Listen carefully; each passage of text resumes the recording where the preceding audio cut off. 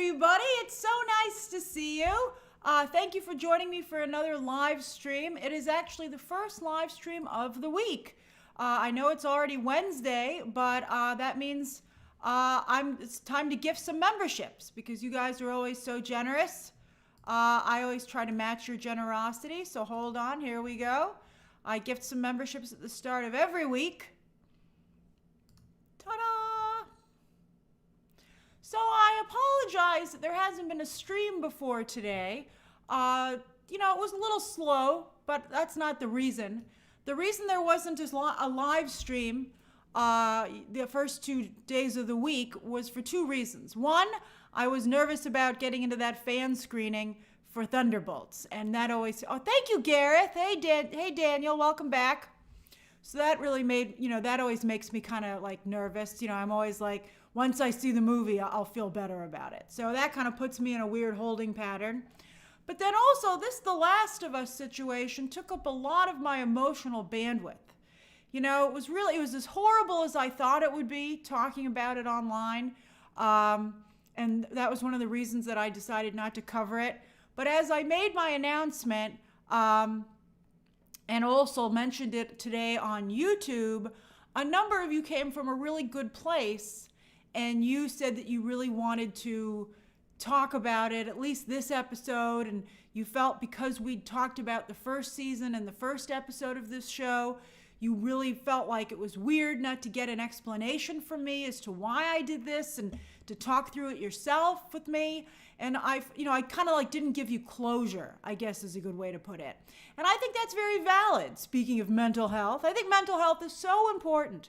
And I love that a lot of things these days do talk about mental health. And so I feel like that's why I decided to discuss it in today's live stream. Okay, so we have 3 stories of the day, as you can see. Please keep your questions and comments to the story at hand, and I appreciate all of you who've been so supportive of my choice. And then also, of course, at the end of the stream, as always, you can ask me anything for the final 10 minutes. Okay, so let's go to these chapter times here.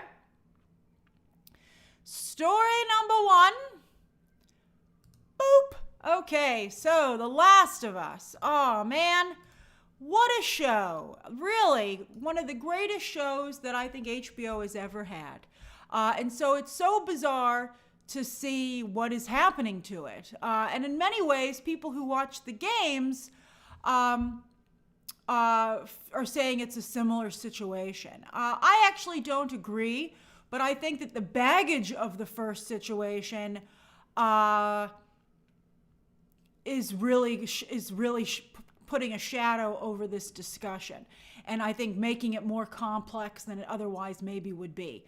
But there's a lot of things, okay? So the first thing I want to talk about is that, yes, I was so excited about season 2 that I watched the cutscenes of the second game. And I totally understand that I didn't watch the gameplay, and some of you say that makes a big difference, and I totally feel that I understand where you're coming from, but I feel I got a pretty good feel for the game from just watching the cutscenes. And I've seen people bring up the Red Wedding. I would say that killing Joel is not like killing Ned Stark. I would say killing Joel is like killing Daenerys. And I think, if Game of Thrones had killed Daenerys in its second season, the show would never have survived. I think that is a better comparison. And of course, the show ultimately did kill Daenerys, and I think it made people extremely upset. So as Isaac said, never recovered from that. Neither have I. And I would say that is a better comparison. But I don't want to take away from anyone's own experiences with the episode. So I did watch the cutscenes. I did know what was going to happen, and I felt I could take it. But I was so shocked at the changes that were made, and some people did a wonderful job reiterating that in the discussion on social media, and I've pulled those tweets for us to discuss. But something else that I want to talk about first is that I didn't even like, thank you, John, I didn't even like the attack on Jackson. I was not feeling this episode even earlier than what happened to Joel.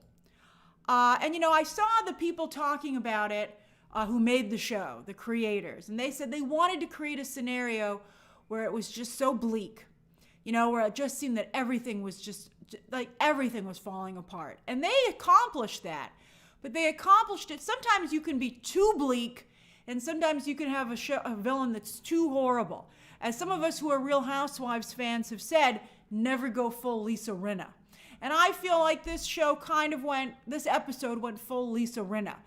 And also, by the way, I don't like bad stuff everywhere. I stopped watching Real Housewives of Beverly Hills again because I think that's become too toxic. Everybody loves drama, but sometimes things can go so far that you're like, I don't want anything to do with this. And that's kind of where this episode put me. But as for the Jackson sequence, this to me seemed so zombie generic. And just so much like I was watching any zombie movie or show. And also I thought that Jackson was so poorly prepared for this zombie attack, or in this case, infected attack, that I was like, one of the things that was so great about The Last of Us is that you felt these people were prepared. You were like, this is a realistic, exciting, different kind of take on a zombie apocalypse. But I was like, no, this is the same old, and in fact, these people are very poorly prepared. I was like, why don't you have a mode of fire prepared? I mean, they weren't ready. And I thought that it was tough to watch. It was really hard to watch. And I know some people liked that moment where that guy said, I've been bitten, shoot me. And I just thought it was so cliche. I actually really disliked that. And I thought it was very sloppily done. All right, so let's talk about Abby, because this was really what ruined it for me. Game Abby versus show Abby. And there's the exact same sequence in the game versus in the show. Now, I had said that Abby was never cruel, and I did that as a cheeky reference to Severance. And some people thought it was funny and got what I was going for, and some people just got really upset. They were like, what? Abby was so cruel. And I think that cruel maybe, I used it because that's what they had from Severance, but I think that was the wrong word to get across what I was thinking. And somebody else picked the correct word, and that was sadistic. And I thought that was the right word. So, here we go. Tweet number 1. All right, so Dog with a Blog did a wonderful job with this and said, my problem isn't so much Deaver, but the way it was staged. In the game, there was no drawn-out monologue. I can't tell you how much I hated that monologue. I wish Joel had still had his weapon so that he could have killed himself to not only not have to listen to the rest of that monologue, but to take the satisfaction away from Abby.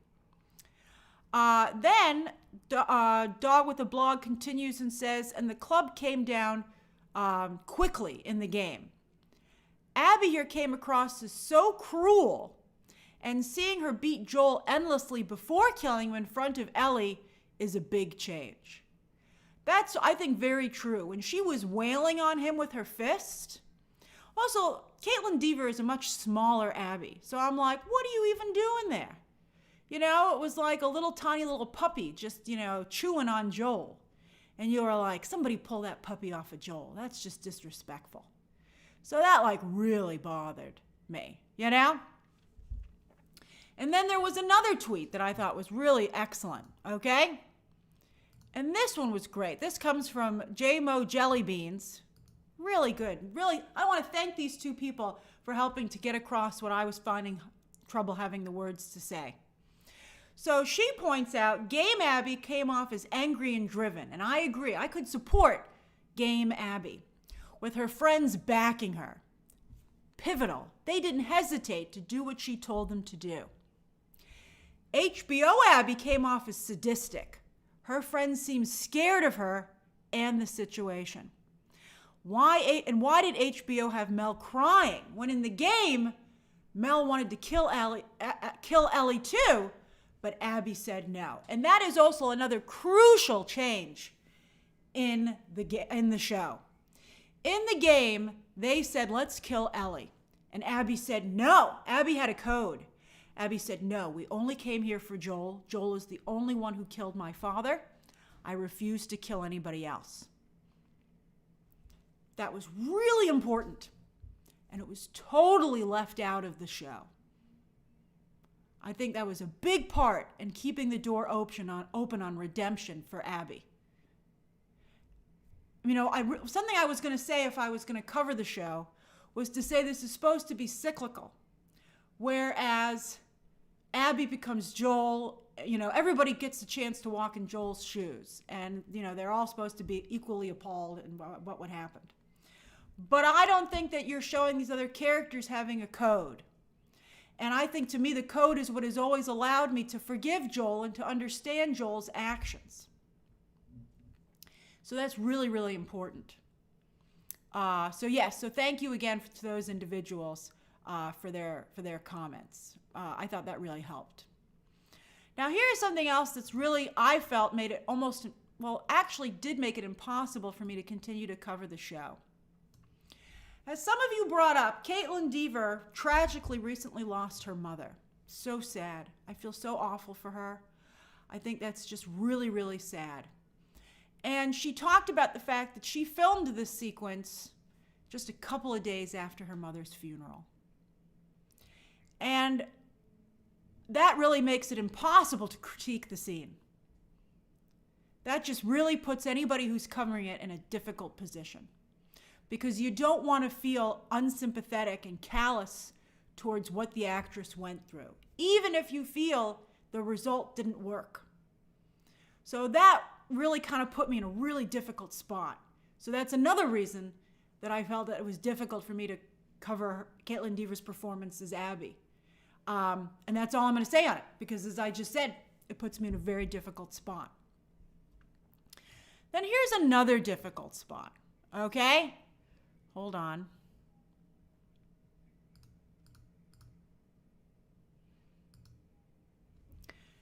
I really have loved the fact that The Last of Us has the game and now the show have had such wonderful female and LGBTQ characters.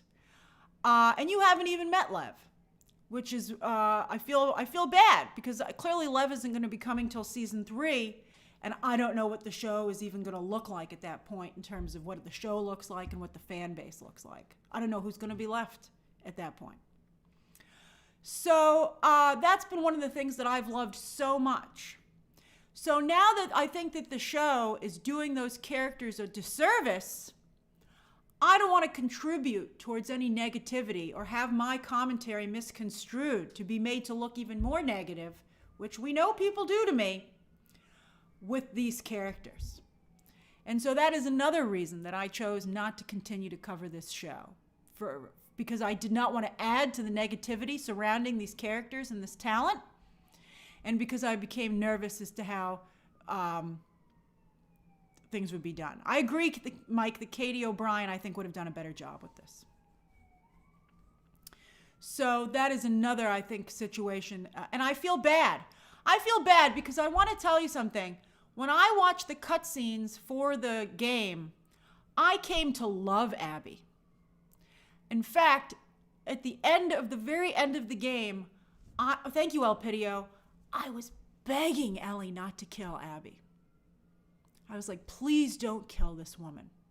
That's incredible. That's incredible that they got me to that place. Just absolutely incredible. And I don't see a path forward for the show to be able to accomplish that. And that makes me really, really sad. And so that's another big problem that I have with the way things are progressing very quickly. All right, so then let's talk about this show. All right, so ratings. I think they're going to fall off a cliff. I feel pretty solid about it, in fact. You'll notice, the Pope did die. Hey, Joan. Hey, Senior Heck. The Pope did die, which certainly took a lot of the news cycle up, but that was Monday. And you might have noticed that HBO hasn't released any viewership information for this episode. Because remember, episode 1 was very poorly received, And despite HBO's best efforts, it did leak that this was the episode. Hey, Devon. So I'm curious. I do wonder. I mean, maybe they just released it right now while I'm talking. But I am curious as to what the viewership was. I didn't see any headlines, and I checked right before we went on this live stream. There was a lot of discussion about the rating in terms of like the rating in terms of like how much you liked it. I'm not talking about ratings in that regard. I'm talking about the viewership, how many people tuned in. And there has been no headline for this episode, which I find very interesting. Now, as for going forward, when I said I wasn't going to cover the show anymore, I did not have the episodes in advance. I'd only gotten episode 1 in advance.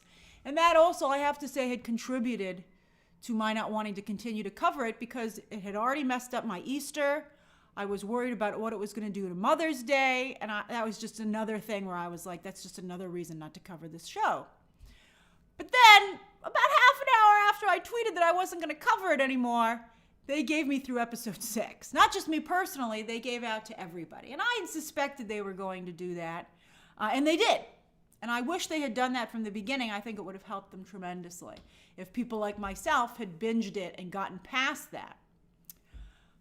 However, I can't give any spoilers away, but I'll just say that I feel like the drop-off will be significant as we go forward. And I have not reversed my position on whether or not to cover the show. There are a couple of things that I'm going to feel bad I'm not going to be able to discuss. Maybe I'll do it in a live. Maybe that's how I'll work around it. There are a couple developments I think do maybe warrant discussion. Kyle, I skimmed some of the screeners and I watched episode 6 all the way through. That's what I did with the screeners that I got. Now let's talk about the season post Joel. I'm nervous about whether or not Ellie and Dina can carry this show. I think it's a very, very different show without Joel. And I think that for most of this season, this is what you're looking at the show. And I think that's going to be an interesting situation. I think you'd be surprised how much the show differs from the game as well.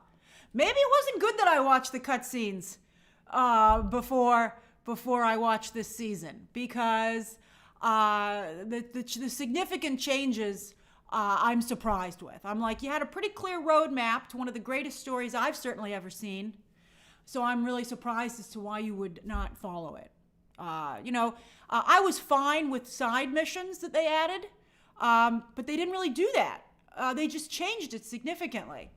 There are Joel flashbacks, but they're not peppered throughout the season. That's all I'll say. This is going to be for the foreseeable future. This is the show. And not only do I not know if these actresses have the ability to carry the show, but it just feels very Walking Dead. It feels much more like a typical zombie show. Because I think that Joel, as like your Western hero, was a big part of why I think the show worked. And I have to tell you, I have to say, the Joel flashbacks were a little bit more spread out in the game. So I think that also helped. And then that's what I'm talking about in terms of pacing. I can't talk about the pacing. I don't want to give away any spoilers, but I'm very curious to see how you react to the way they've decided to pace the rest of this season. I am very surprised. Again, as someone who has watched the cutscenes, I'm like, that's an interesting choice you made. Okay. Now, this is the other reason that I really can't continue to cover the show. Because I have a fundamental difference of opinion from the people who I think are going to continue to enjoy it. And that's the answer to your question. The answer to the question as to whether or not Joel Miller was a bad man. I'm surprised to see that some people feel he was a bad man. I don't think Joel Miller was a bad man at all. I think Joel Miller was a great man. And it is extremely difficult for me to watch a show that is really leaning heavily into the fact that he was a bad man. Now, that's interesting, KJ, that you point that out. Now, let's go through the order of things. Both things can be true, High Key Zena, but I guess the way I would say it is I can't condemn Joel. And I think Joel has been put in impossible situations. There is ambiguity, but I think that this season 2 is abandoning that. I think that they are coming down on the fact that Joel was a bad person, from what I've seen. There's no more ambiguity. And I just can't watch this show be horrible to Joel and trash Joel anymore. I just can't do it. And I just, and I think that a lot of people, unfortunately, regard defending Joel in a bad way. And so that's really, I don't want to get sucked into that, I'll just say it here. I support Joel. I couldn't be as mean to Joel as the characters on this show are to Joel. And not only that, but I can't watch them be mean to Joel. And that's the thing I want to point out. Also, as you just brought up, Fedine, he saved both Ellie and Abby. One thing I felt while watching this second episode was I wish that Joel had never met Ellie, because I feel so bad about how things turned out for him. He saved Ellie, he saved Abby, and the way both of them, neither one of them even factored that in, particularly on this show. I would say that neither Ellie or Abby were as cruel to Joel in the game as they have been on the show. And so the fact that doesn't count for anything to them makes me really dislike both characters. And so that's really tough. Then the other issue is the Western hero. When I covered the first episode this season, I pointed out JF, Ellie stopped talking to him in the game, but I don't think that she did so in a really mean way. I didn't feel like it reverberated through the town in the same way that it does here. And I don't really feel like she ever embarrassed him. It's just shows how important it is about how an actor plays a scene. That even the subtlest things can totally change a scene. And I think that the way they rendered Ellie in the games, she had a softness to her that this actress doesn't have. By the way, I want you to know that I'm very aware of this myself. I know that sometimes I have hard edges, and I want you to know that I work very hard in other ways to try and soften them. So, I bring that up so that you don't think that I'm only preaching this for other people. I think it's important to understand how you come across. And I feel like the game did a good job in designing Ellie, and that she balanced out some of the actions that they gave to the character. But the way the show has cast Ellie, that doesn't happen. So that is an issue. And so anyway, I said when I reviewed the first episode of The Last of Us Season 2 was that they took a conservative genre, the Western, and they put extremely liberal characters and ideas into it, which I think is fine. I think that's very interesting, and I was really enjoying it in episode 1. But in episode 2, instead of these two things coexisting, like the moral ambiguity thing that you guys, I think that's it. I think the show lost its balance. And the game had that balance, where it was a balance, where you were like, I'm a little uncomfortable, but you still kind of have me, And so I think that the show went from being a mix of liberal and conservative to just deciding to obliterate the Western. And I really care. Even though I agree with a lot of the things that the show is saying, and I really relate to the liberal characters and ideas quite a bit, I don't feel comfortable condemning Joel simply because he personifies the Western hero. And that's making me uncomfortable. I almost feel like they're almost crucifying Joel because they don't like the Western genre and what the Western genre stands for. And that's hard for me. And I don't feel that Joel deserves it. And that brings me to my final point. And I think that this, as you guys just talked about, the importance of casting. Pedro Pascal makes Joel too lovable. Pedro Pascal does not play Joel as a morally ambiguous man. He is not playing a villain. JF just agreed with me about him being miscast. Pedro Pascal is playing the most lovable man that many of us has ever seen. It's like Abby just beat to death a puppy. Not a dog that you're not sure if it needs to be put down, but you're attached to it, so you're like, I don't know what to do here. You're like, did you just kill that puppy? And that's the problem. Like, even the way they handled it. Like, here in the game, here's Joel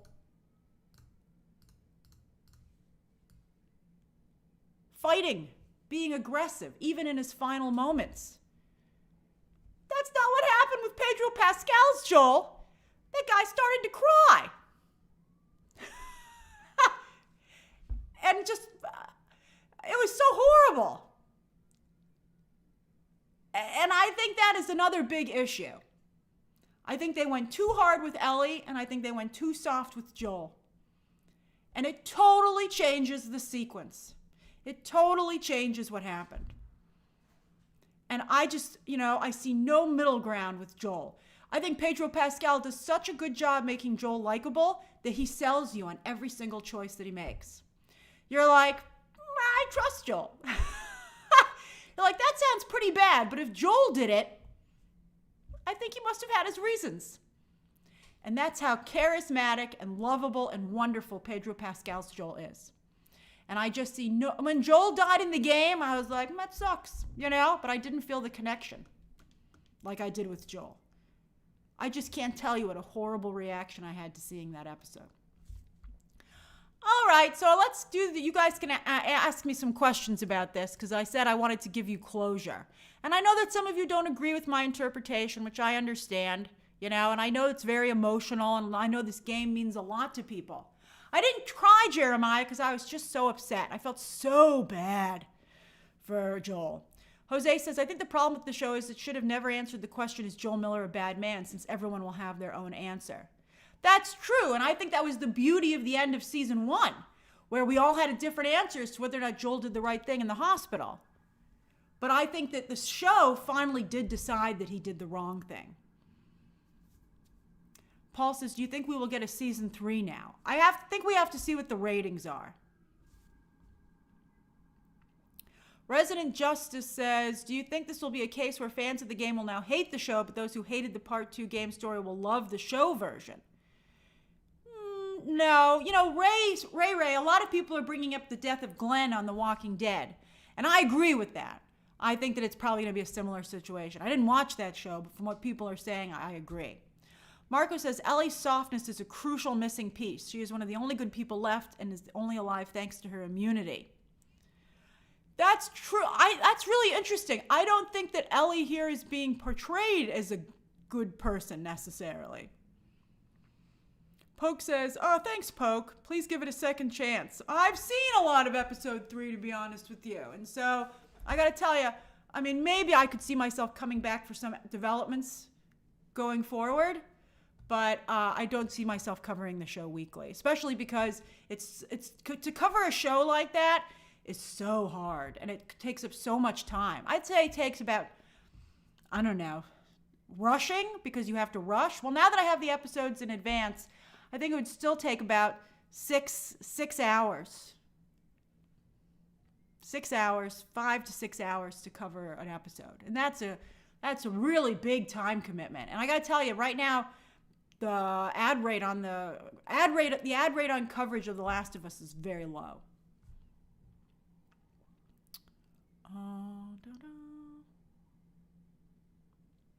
B Brown says, should I binge this series? I would definitely, I would maybe say that maybe you should consider binging it. I think there are some surprises in store, so you might not want to be stuck waiting. You might not want to have that spoiled for you. I think it's going to be a tough call. I think people are in for a couple of rough episodes. Wolahoy says, do you not for a second think you were being too reactionary? I thought that maybe once I saw the response and also once I got the rest of the episodes, I was like, uh-oh. But when I saw how people reacted to the things the discussion that spun out of my saying I wasn't going to cover it anymore, I feel like I made the right choice. You know, like, I don't like making hate content, particularly ongoing. I really am not a fan of it. And I don't like to be associated with it. And that's what my coverage would become. So that's, and I just don't want to contribute to the negativity around that certain discourse.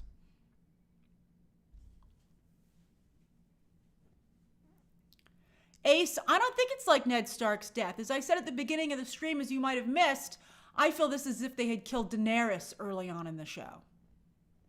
I'm glad some of you agree with me. Thank you. I can't give away these spoilers. HBO will kill me. No. Movies with Justin says, I couldn't agree more, Grace. Made me feel gross, and I wish they'd changed it because seeing that happen with Pascal made my stomach churn. Yeah, I think it was really brutal with, you know. And also, I got to tell you, even though Abby was a lot bigger physically in the game, she had a little bit of a softness to her as well. I think that, you know, Caitlin Dever was almost like a cartoon villain with the monologuing and the smirking, you know. It was hard to take. You know, it didn't seem about her internal pain, even if that's where she was coming from as an actress. It seemed more performative, and that made it extremely unsympathetic. Elpidio, I'm sure Pedro Pascal will be extremely supportive of the show, as he should be. Devin says, show is over. We'll see. We'll see. Floppy Disk Channel says, what will this mean for his read? If he's so likable, will you be able to believe in a cold read? I don't know if he can play a cold read. I'm not sure. I think that's maybe part of the issue that we're seeing so far in the Fantastic Four trailers. He doesn't seem like Reed to us. Adam Sphere, that's interesting. If this is how Last Jedi fans feel. That's very interesting to me. You know, so far with these big things, I have not been there with you emotionally. Because either I have not been a fan of it or I'm on the other side because, you know, I'm not a big Luke Skywalker fan. So I'm like, hee hee, look what they did to Luke. Hilarious. But as someone who came to really love these characters in this show, and particularly to love Pedro Pascal's Joel, I just was sickened and disgusted.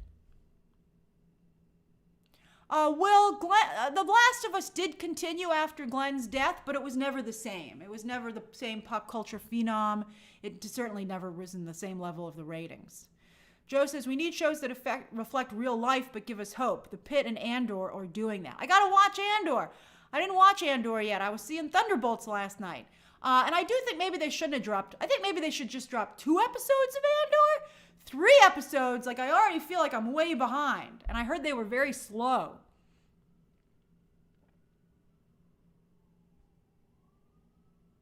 Oace says, Oace, I feel so bad, particularly for you, because I know you're such a big Last of Us fan. Says, I thought Dever's performance was iffy first too, but I think it was because I was attached to Abby from the game, but after a second watch, I liked her performance a lot better. Well, you're very bold, Oace, that you could watch that second episode twice. I just can't do it. But, and I have very little incentive to do it, to be honest with you. Like if this was a hotter show, I'm gonna tell you, I'm not feeling the heat for season 2. If season 2 is a really hot show, I'd force myself to continue to cover it and watch it. But it's not a hot show. So it's like the party's over. And so I'm not gonna stay in the room, in an empty room. And that's kind of how it feels to me right now. Maybe it won't be that way. But I feel like there's been a mass exodus from the room. Buck's Basement says, I still hate that at the end of the game, I feel like it's player manipulation, but to do what they did. I wanted to, oh, you really wanted to, you never got back with Abby even in the game? In the game, I told you I was begging Ellie not to kill her. I was like, please. Oh, is Bartleby back? Hey, Bartleby. Hold on, I'm behind on the comments.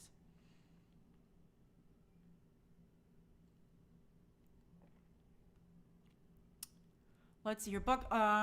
Video Games Today says, kudos to Ashley, Troy, and Laura. I love Abby. You know, Laura, who played Abby in the game, really did an incredible job. I really feel Katie O'Brien was a missed opportunity. You know, I think that this show fell in love with the idea of Caitlin Dever because she auditioned for Ellie, and they loved the idea of Abby who looks like Ellie. And I get where they're coming from. But I think it was a huge mistake not to go with Katie O'Brien. Katie O'Brien would have made this role work. And I think that Katie O'Brien has the same likability factor that Pedro Pascal has. And I feel that she probably would have solved, because some of it's the writing. I don't know. I mean, I hope Katie O'Brien would have said, please don't make me say this monologue. But Katie O'Brien, I think, would have solved, like, I don't know, 80% of the problems. Mike's MMA World says they knew it was a bad idea from the start. In the lead up to release of the game, they inserted Joel in the cutscenes where Jesse meets up with Ellie. Yeah, you know, they could. Some people said they could have made a change. Some people said they didn't have to kill Joel again, and they could have surprised all of us and said he's not dead. That would have been interesting. I think that Neil Druckmann likes to make things that are really sad, and I think he went too far. And I think the casting's really bad. And as some of you are saying, even Pedro Pascal, while he's incredible in the role, it doesn't work with the story because he's just too wonderful. Billy Malloy says, I'm not as interested with the two girls as leads, and you are LGBTQ. I agree about Joel as Pedro. Lovable killer. Yeah, you're like, he's fine. I forgive him. Oliver says we all need to relax. And Paul Bros for Never says, I know you can't spoil anything, Grace, but for me, I'm only watching the rest of season 2 for the Joel flashbacks. I can't. There will be flashbacks, and that's all I'll say. I kind of already told you, but I'm not going to say it very clearly. Dead Pixel says, if you did a cover of episode 3, would it be a hate? There's nothing really to cover in episode 3 as far as I'm concerned. I was talking to another YouTuber who had also watched the other episodes, and they had real concern about whether or not this show would survive this episode and episode 3. Let's see here. Jen says, Grace, I'm upset at how fast that scene came about in The Last of Us, and it's only episode 2, and I'm equally upset about what Disney condoned in episode 3. I've seen that, Jen, I've seen that discussion, and whether or not that belongs in Star Wars. I haven't seen it. I have to watch it. But I don't think Andor, I gotta tell you, I don't think Andor's doing particularly well either. But we all kind of knew that would be the case because Andor season 1 was not really successful in the ratings either. I can't comment on that, you know. I understand, because I haven't watched the episode, but I understand where Tony Gilroy's coming from, but I also understand about, you know, Andor is really an adult show, but Star Wars is a family brand. That's right, Benji, they did it on Easter. I don't care, Bear says you're taking away is the wrong thing. It's about perspective and two sides of the same coin. To some he's bad, to others he's a hero. But I agree with what other people have said, I don't care, Bear, is that the show no longer is ambiguous. I think the show has made a choice, and I don't agree with the choice that the show has made, or at least I don't think it's that simple.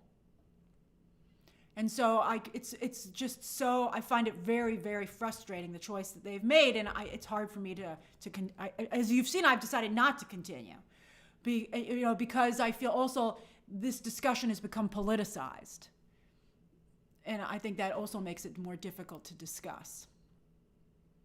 Adams here says, I was just as frustrated that Joel didn't even try to defend his actions. The doctor was about to kill his daughter. That's right, and he had a scalpel. If that doctor had just stepped away and said, okay, and been like, I can see you're really upset about this. You can take her. Joel wouldn't have shot him. Joel didn't come into that room and shoot the surgeon immediately. And that's also something that I think is really unfair. And again, why the show is not, I feel, being ambiguous. Or else the show would have made that clear. Instead, the show is saying, no, Joel was wrong. Whereas I'm like, but, you know.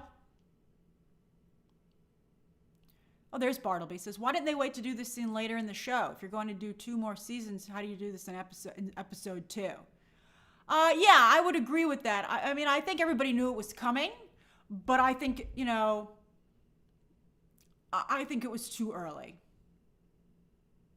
I actually would have taken the flashbacks and made them the show and then just waited and then not had flashbacks and then just, and then just really totally feel the loss of Joel. Declan says, if Abby was bad, can you imagine what Joel would do if he had the opportunity to be in a room alone with Sarah's killer? Yeah. Did I say something? Yeah, did I say something about The Walking Dead? That's what I was talking about, right? Devin Leary says, frustrating when a show has ideas you support, but in a way that makes you hate it. The second game ruined the franchise. Well, yeah, I mean, I saw that the sales had dropped. Look, we're at 40 minutes on this. We better get to the other stories. I'm glad you guys are, but I'm glad we were able to discuss this and you guys could it didn't seem so sudden. Adam says, this is exactly how Harry Potter fans felt when the movies were coming out. Oh, you think? I thought the movies were good, right?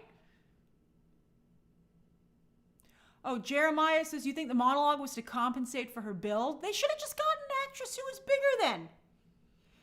Wiki Nomad says, I now have my 2-year badge. I love it. Fancy me. Do you think that the POV will change and we'll get to see the show from Abby's? I know the answer to that, but I can't tell you. And what will Tommy do?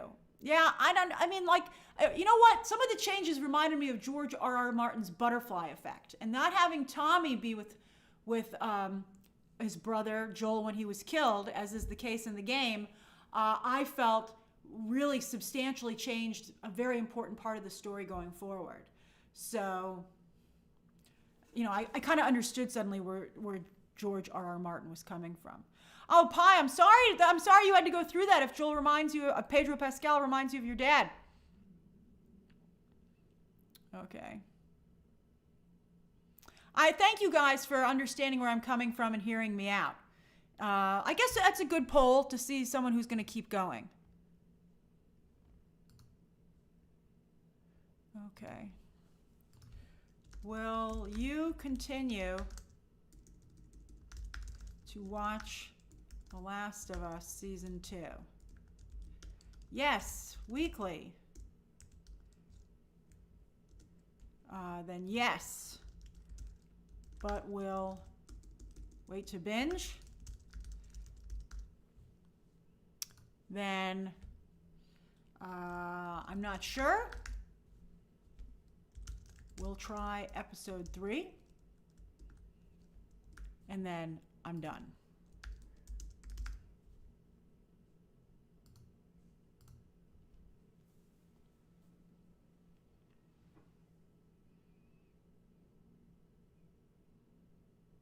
That's very sad, Pi. I'm very sorry for your loss. Chris Bliss, I felt Dina had a great reason to go with Ellie. I don't think she needed a better reason. She's in love with her. Thanks, Elliot.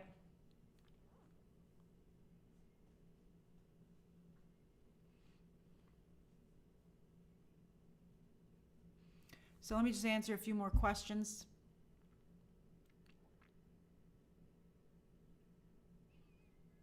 Mason says, what else am I going to do on Sunday night? That's a fair answer, Mason.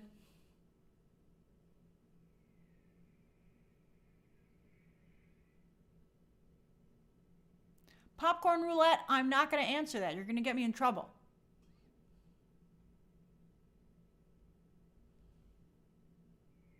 And Jeremiah says that the wall sequence took away from Joel. I would agree with that. I would say that's true. You know, Faye, Katie O'Brien is technically too old for the role, but I would just have rewritten it because she's just so perfect. She is Abby. She's Abby. The Brendan V says, don't have a dog in this fight, but I just need that conversation to be in the show. Just keep watching. Noel says, do you think Lev and Yara's story will help? I really like those characters, but again, I'm just wondering who's going to be left by the time we get to them, in terms of viewership. Wizzalanti says, the opening scene in the pilot and the whole structure of the first season was worth watching because it followed the game closely. The second game is an abyss of revenge and requires a 3-act structure. Oh, no, I don't agree with that. I mean, are you saying that the show... I don't agree. I thought that worked. I thought that the game felt like an abyss, and that made you feel more like... I just think it was more cathartic, and I think that it made you more understanding of it. I think that the structure that they're imposing on it is a disaster. Oh, Billy, that's interesting, as someone who did not play the game. Okay.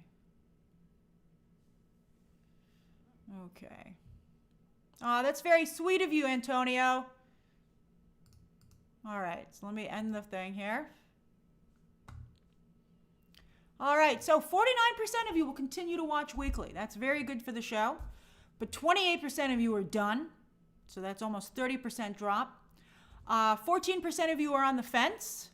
And then 8% of you are going to wait to binge. So I don't think the show is going to crater, but I do wonder if they'll decide, because it's not a cheap show. I do wonder if how they're going to. I mean, I got to tell you, I just really disliked this Abby so much. I don't know if I could watch a season focusing entirely on Abby. Okay. Ryan wants to boop. We got 2 more stories, so let's boop it up. All right. They're not very long, though, so. All right. Story number 2. Boop. All right. So, yes, they had a couple of new rules announced for the Oscars. So let's go through them so that you guys are familiar as to what's going on in this space. David, I can't give away anything more about The Last of Us. You're going to get me in trouble. Okay. It might look like sometimes I just want to burn everything to the ground, but I try to be responsible. All right. Okay, so these rules apply for films that come out this year, but for the 2026 ceremony. So that's why they're being called 2025 rules, but they will be, you'll be aware of them more so in 2026. All right, so Oscar nominations next year will come out in late January, and the Oscar ceremony will be March 15th, which I still think is ridiculously late in the year, but whatever. I think the Oscars should be at the end of February, if not earlier, but this is what they insist on. All right, so the new rule that got the most attention was that they said everybody must watch all the nominees. They're like, we won't allow you to vote in a category unless you can prove, well, let me tell you how it's going to work. But the idea is that you won't be able to unlock the ballot in each category unless you've watched every movie. Now, you think to yourself, okay, the Academy has an app. Critics' Choice has an app as well. And the way it works is that you might think, well, you have to watch the movie in the app. And so, they'll know, it's like you'll unlock it. However, there's always cheating, like you could just turn it on and leave the room. They said that because they have younger voters now in an effort to expand the votership and to get more current style thinking, these people are not retired. Remember Harvey Weinstein back in the day when he was the Oscar whisperer would go to a special retirement home in Los Angeles where most of the Academy voters were? They got nothing to do all day but to watch movies. But now a lot of the voters have jobs. They're very busy. It's difficult for them to watch all the films. But the Academy says, find the time. And I think you're going to see more of a push at the beginning of award season to get in there and watch these movies. Typically, people tend to watch this stuff during, I can't because my voting deadline is in the middle of December, but a lot of Oscar voters tend to watch this stuff between the holidays, between Christmas and New Year's, because they have a lot of downtime and that's when they're watching these movies. So, I guess so, but then there's the other problem in that people are allowed to watch movies at screenings. But how do you prove that they were at the screenings? So they're going to do what BAFTA does, where you have to fill out a form where it says, well, where'd you watch this movie? And then you have to say, oh, I watched it at the screening that they had that was hosted by the studio or hosted by this XYZ, whatever. And that's really done on the honor system. So, we'll see how they do that. BAFTA already does this apparently, and they feel it's legit. So we'll see how it works out. But that's what they're going to do. Now, will this make a difference? Now, they're saying they think this is going to nip coattail voting in the bud. Coattail voting is when they feel like somebody has momentum, and it's like the popular vote, like the cool kid. And everyone's like, well, I might not have personally enjoyed this performance, but everyone else likes it. So, like really kind of feeling like it's between these two things, right? Like, there's supposed to be 5 competitors, but so often we know there's really only 2, maybe 3. And the Academy feels that by forcing you to watch all the movies, you might feel differently. I don't think that's true. I think that there's still going to be momentum and people aren't going to feel they want to throw their vote away. So even if I feel that like let's say there's 5 nominees and 3 of them have real heat.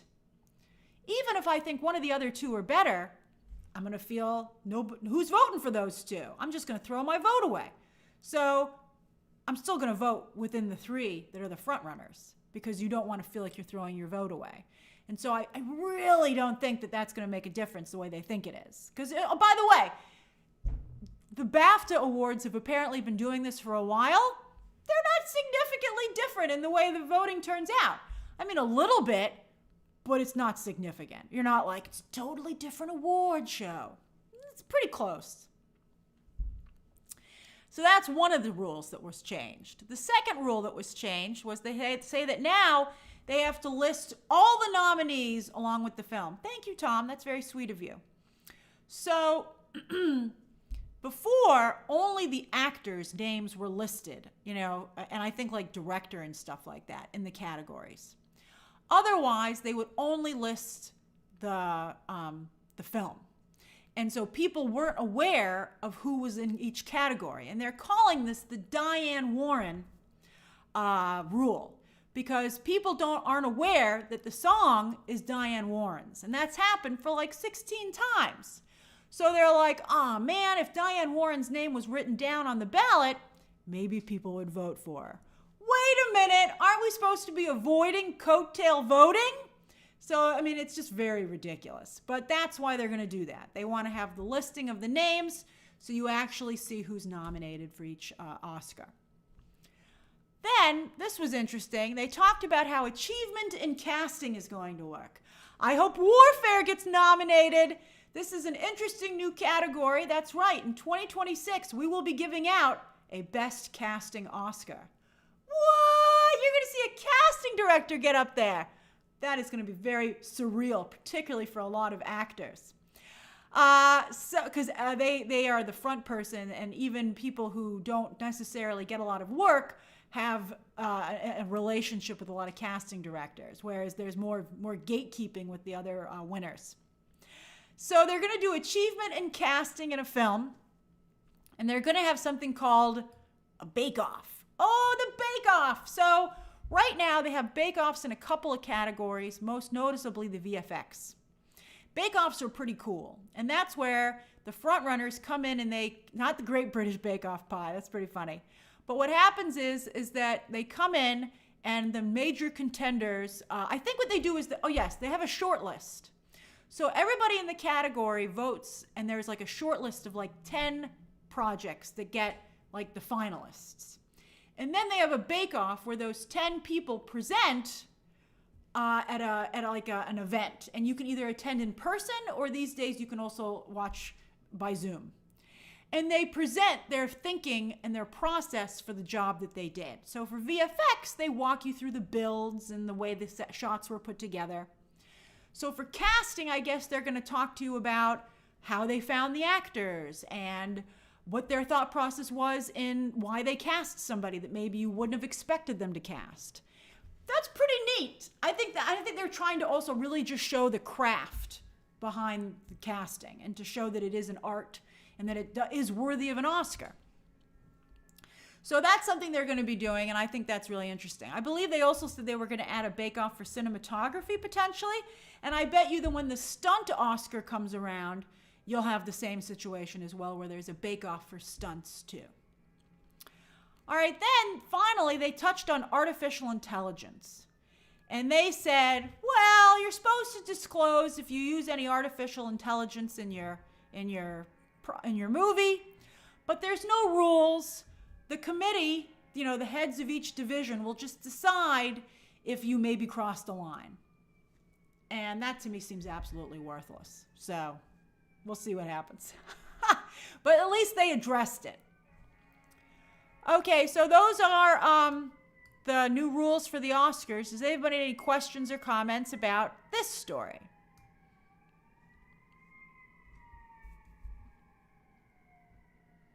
Thanks, Linda. I'm glad you like my shirt. This is a new shirt. If you would like this shirt, I got it from Anthropology, actually. And I just bought it, so they still have it. It comes in blue and gold, and I bought it in gold. This is a medium.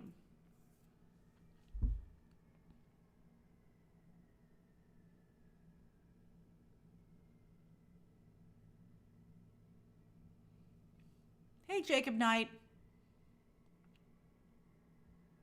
You guys are just saying hi. Not a lot of questions here. Rodney says, still think Ariana Grande will win supporting actress. I don't know. I have to see the film. And Mr. Magic is cute. A lot of you guys want to see Ariana win that Oscar. I got to see the movie. I don't know. That's right, Fetty, and this is Anthropology. That's what I said. Jacob says, hey, Grace, will these changes and updates impact the kind of films that get nominations going forward? I don't think it will, to be honest with you, but let's see. What did Popcorn Roulette say that you guys found interesting?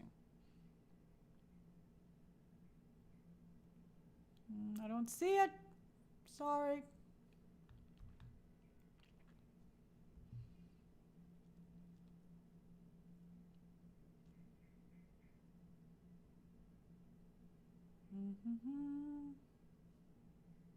Wanda's attorney says, is this being implemented to prevent another Amelia Perez?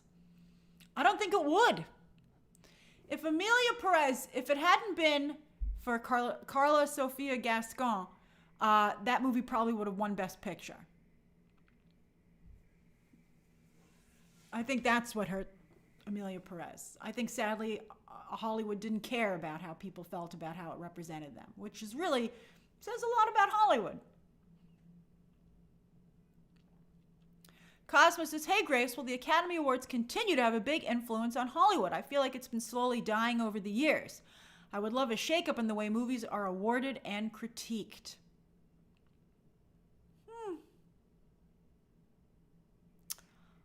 I think the Oscars will always matter because they're just so iconic. I think that I don't think it's going to change. Rashad says, how would the Best Casting Oscar not go to the Avengers movie every year since they literally have everyone? But it's not about who you got. It's about why, who, and why. And I think it's about putting together an amazing ensemble and discovering talent. You know, it's not who put together the most popular cast or the biggest cast, but the artistry of it, which I think is really interesting. I think it's actually turning out to be a pretty interesting award. Pie, Sinners for Best Cast is a great example. There's a very good chance I think that Sinners would maybe be up for that, and JT agrees. That could be fascinating. I think it's almost like Best Ensemble for SAG.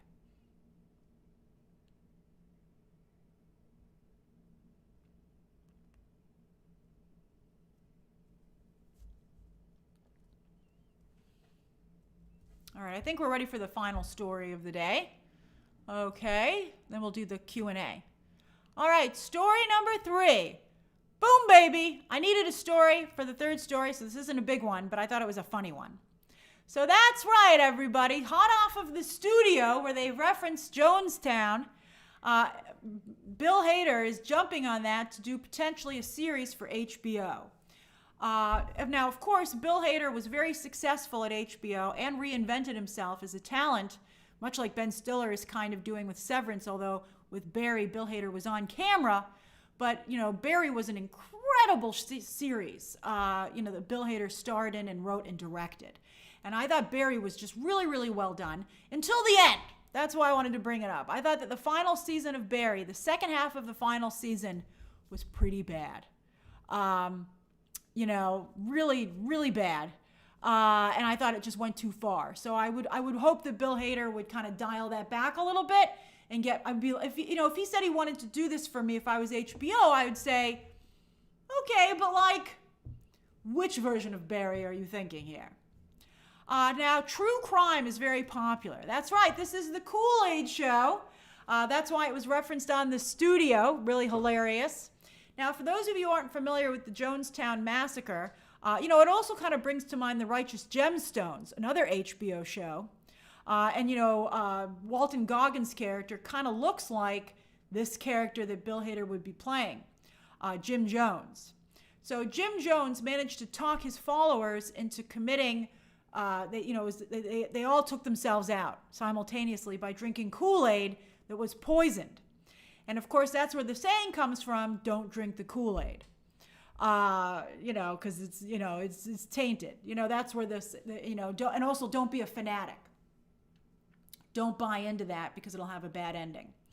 So it's an interesting subject matter, but of course it's come into the popular consciousness because on the studio, Seth Rogen's character, studio head, is tasked with making a Kool-Aid movie and finds out that Martin Scorsese is interested in doing a movie about the Jonestown Massacre, which of course was very funny because of the way it worked out. I don't want to ruin it. If you haven't watched The Studio, you should go watch The Studio. That was a very clever episode. So it's funny that they want to maybe do this as a series. And true crime is very popular. This seems like something that almost Ryan Murphy would do.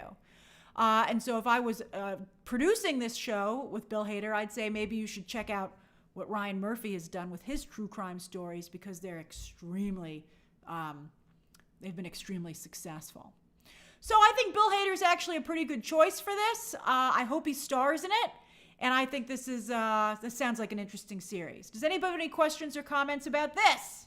See, the other stories were short. We didn't have much. We're still basically coming in around an hour.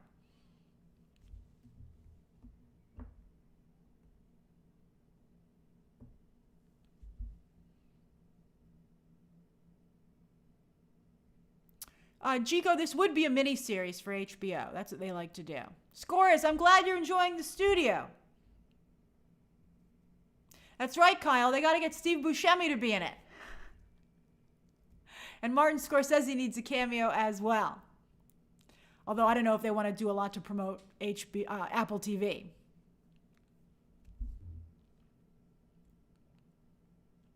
Adam Sphere, I am watching, well, that's getting out of here. I am watching Friends and Neighbors on Apple. In fact, I've watched through episode 7 because I have screeners for it. I think it's a very enjoyable show. I'd just say it's more of a comfort show. Like, I wouldn't give your Friends and Neighbors any awards, but I really enjoy it.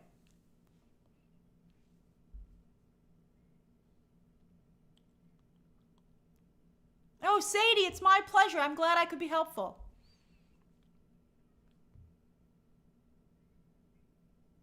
All right, I think we're ready for the Q&A. Jeremiah, the Oscar is for best casting, not the best cast. So I apologize, and I can see where maybe some of you might have gotten confused. It's for the act of the casting. Okay, so let me go to the Q&A here. And I see something from Oace. So Oace says, Grace, I appreciate... Oh, where'd it go? Grace, I appreciate you recognizing how big of a fan of The Last of Us I am. Druckmann and Mazin said episode 6 was a standout.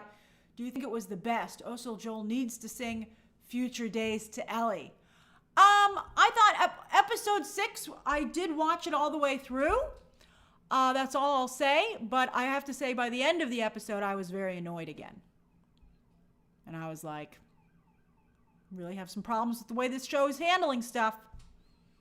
That's right. Booyah, Marduk. Booyah. Ian Michael says, hi, Grace. Thoughts on Ready or Not 2 casting? Cronenberg, Geller, Elijah Wood. I don't know. I'm a scooch horrored out. I think they're making too many horror movies. And I don't think they're different enough. Jico says, what's your thoughts on the new trailer for I Know What You Did Last Summer? Seems like Scream 5. It seems not very much to do with the original. I felt that they kind of cheated and they just kind of sprinkled in the original cast members. And I was like, uncool. So I wasn't really feeling it.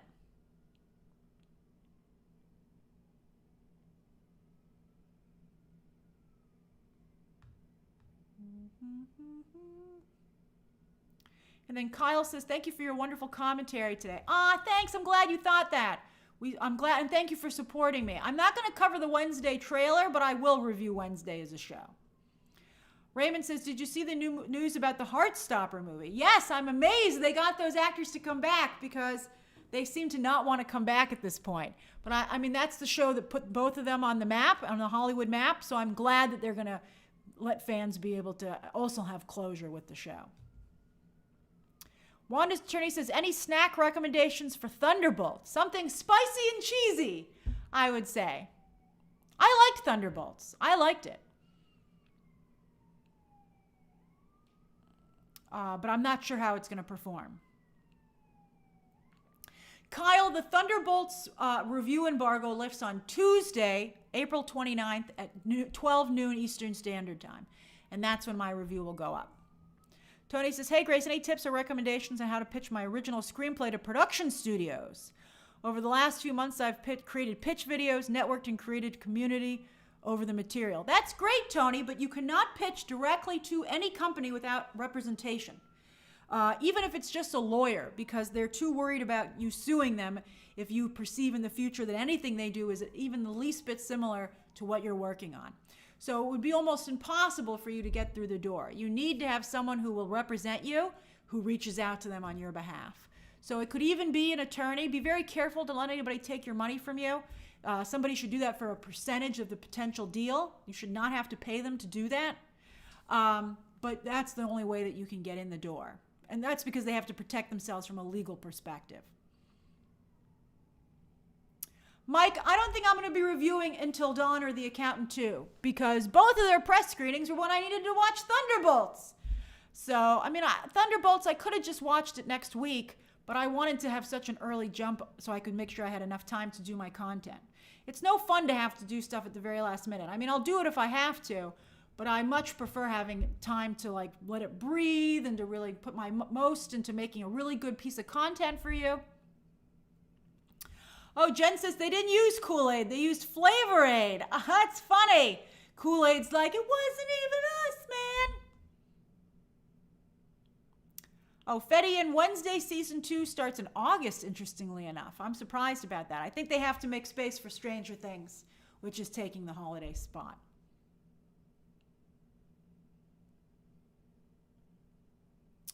I'll tell you how much I'm excited. I'll tell you a quick thing about Thunderbolts.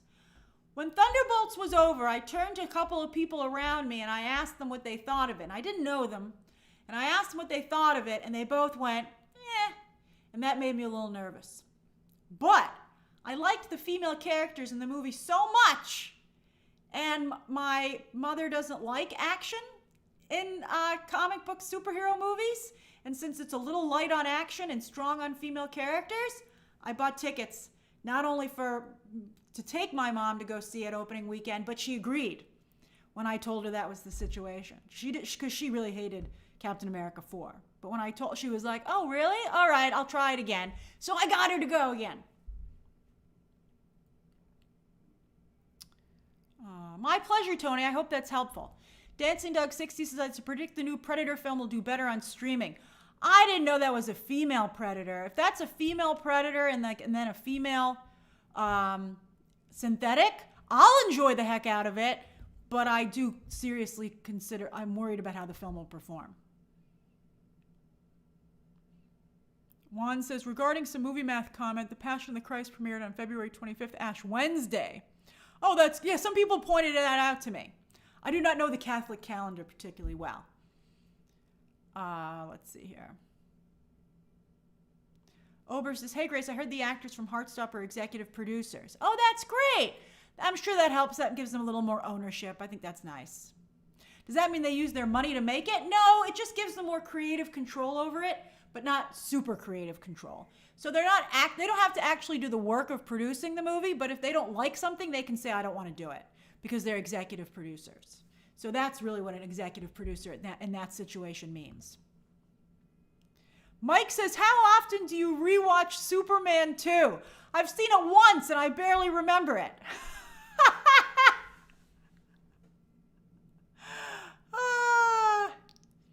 Making me laugh. I really liked Yelena in the movie, and I really liked Val. I'm surprised how much I liked Val. I really liked Val in Thunderbolts. Nacho says, Sydney Sweeney is producing a movie with Michael Bay. I saw that. I thought that was funny, although I think that Outrun is too old a video game, and it hasn't maintained its popularity. But we'll see.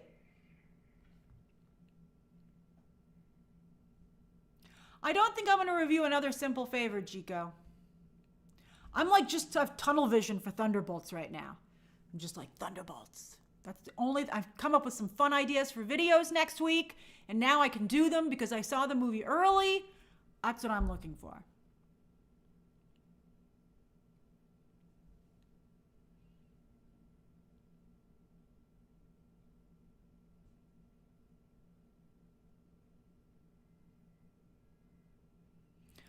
Dan M., I believe the regular press screenings are on Monday, but I don't think they're going to have any more fan screenings.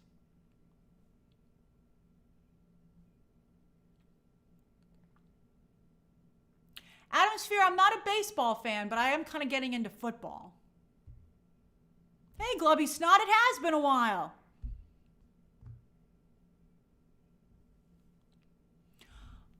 I'm not sure what's going to happen with the tomato meter for Thunderbolts. I think that, early audience reactions have become extremely unreliable.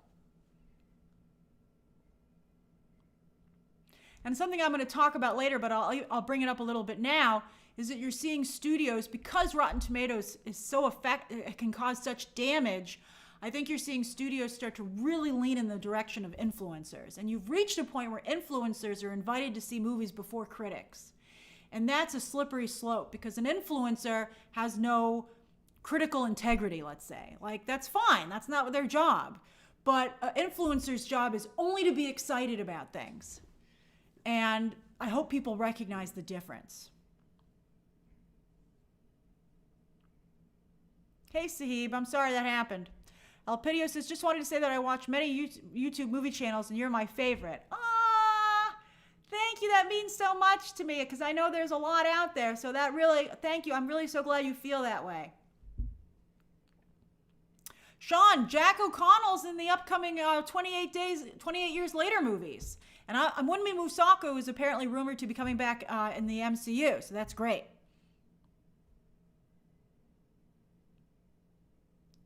Dancing Dog 60 says, will this make Yelena the new Wanda? No, but I think she'll get to a level that Black Widow, originally Natasha, we would have liked to have seen gotten to. I think Natasha walked so that Yelena could run. And it's really pretty beautiful when you think about it that way.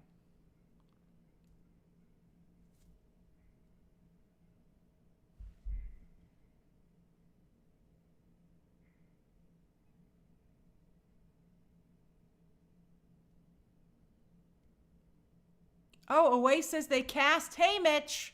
Well, I know what we're going to talk about tomorrow. All right, well, I better get going. I had such a nice time talking to you, as always, and thank you so much for having such a nice, I thought, very good conversation about The Last of Us together. Thank you, Ilya. That's very generous of you. Thank you so much. And there will be live streams tomorrow and Friday because I'm going for 3 a week, obviously. All right.